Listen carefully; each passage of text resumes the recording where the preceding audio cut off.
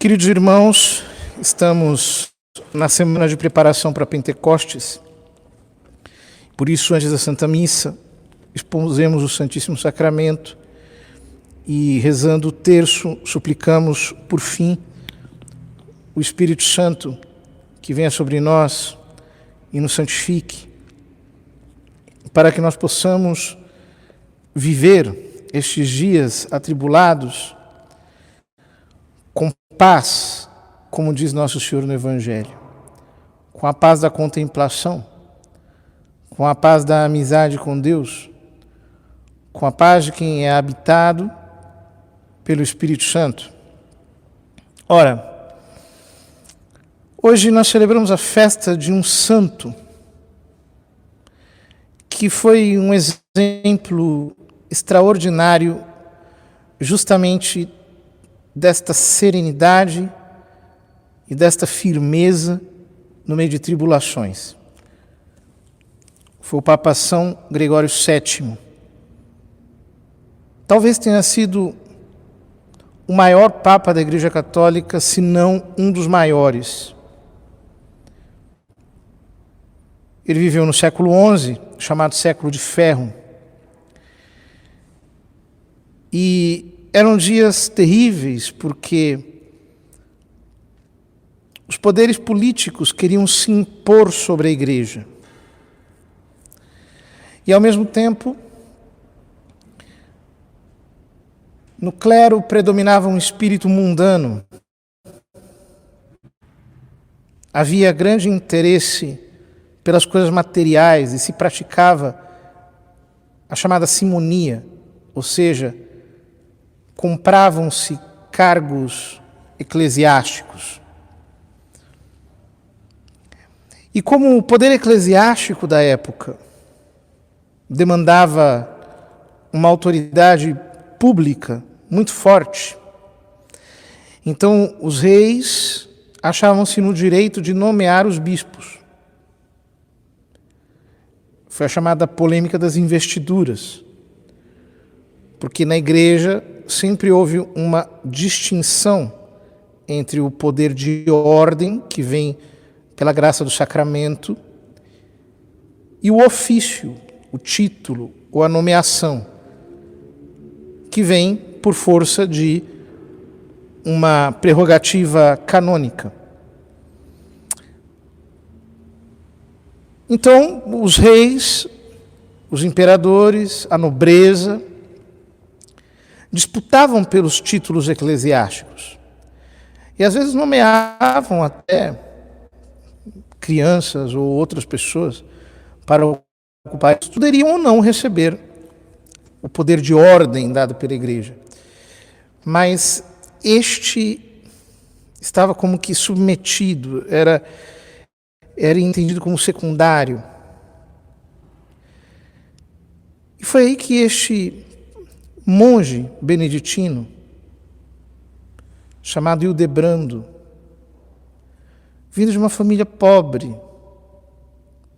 na Toscana, de repente descobriu a vocação para a vida monástica, tendo ele uma iluminação espiritual extraordinária, um conhecimento divino.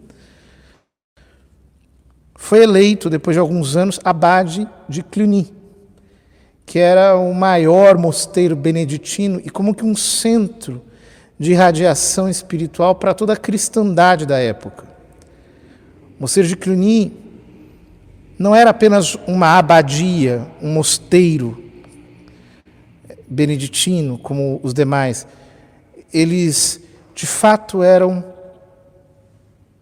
verdadeiros apóstolos e, por que não dizê-lo, sociólogos fora de época, porque concebiam toda a cristã numa perspectiva de estrutura social e moldavam aquilo, planejando, às vezes até construções de cidades inteiras. Eram realmente homens extraordinários do ponto de vista intelectual, social, e foi dali do priorado de Cluny, que Hildebrando foi convocado para ser secretário do Papa São Leão IX. E ele foi para Roma. E depois da morte de Leão IX, ele secretariou 4 papas, às vezes com inspirações e com saídas simplesmente geniais. Quando morreu o seu último predecessor, ele foi eleito, não queria de modo algum assumir aquele encargo. Pediu para não ser nomeado. Havia até um grupo de bispos alemães que não queriam que ele fosse nomeado, pois sabiam que ele era um homem que tinha braço de ferro, que era firme. Mas, não o conhecendo bem, o imperador do Sacro Império Romano Germânico, rei da Alemanha ao mesmo tempo, Henrique IV, consentiu com a sua eleição. Ele foi eleito, assumiu o nome de Gregório VII e logo depois começaram as perseguições. Ele se impôs com energia contra a simonia, contra as nomeações feitas pelas autoridades políticas, não aceitou que o poder temporal se impusesse sobre a igreja. Então logo o imperador quis derrubá-lo. Ele excomungou o imperador 2 vezes. E na segunda vez, quando já o imperador não tinha como manter-se, porque os príncipes da Alemanha jamais admitiriam que fosse imperador sobre eles um excomungado, contrariando a ordem desses próprios príncipes, ele foi para Roma. E de lá foi o lugar onde estava São Gregório VII.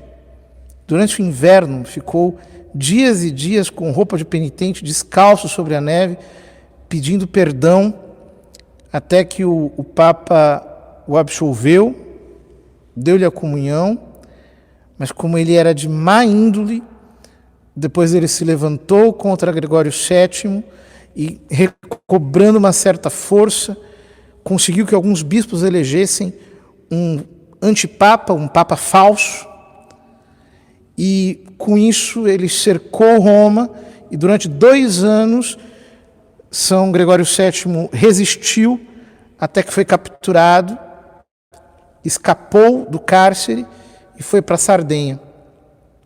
Mas nesse ínterim ele conseguiu convocar o concílio de Latrão e com ele acabar com os abusos no clero.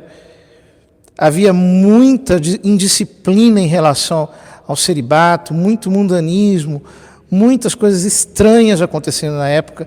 Ele simplesmente cortou tudo aquilo com grande energia, como um gigante mesmo. Conseguiu concluir o concílio de Latrão, escreveu um documento em que colocava o imperador no seu devido lugar, conseguiu garantir à Santa Sé o direito de nomear os bispos de acordo com aquilo.